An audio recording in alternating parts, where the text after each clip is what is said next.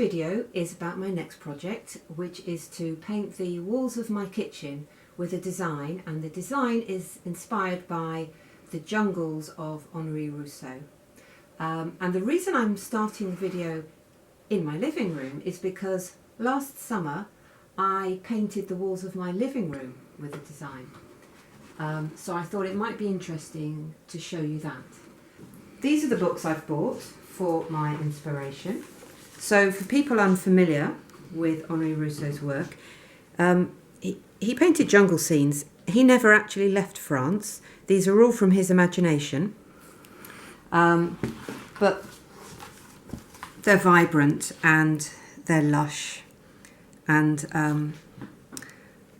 the reason I thought they would go well in this room is because we have a very small garden that gets no light at all. So we have planted it up with basically dark green, ferny, ivory, grassy sort of plants. And I thought the colours and design elements in the jungles of Henri Rousseau would go really well. So this is the before film. So Nigel's going to do a sweep around the kitchen so you can see what the before is like. You can see what my kitchen looks like now, and hopefully in a few weeks, because I think this will take me a long time, you will see the new and hopefully improved kitchen covered in jungle.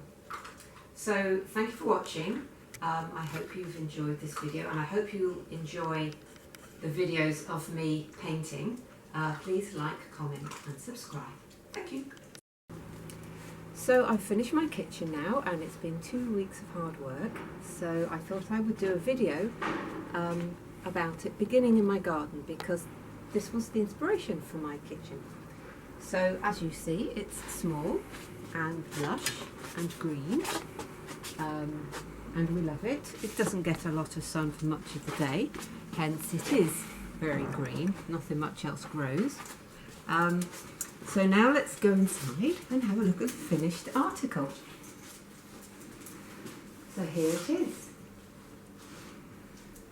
So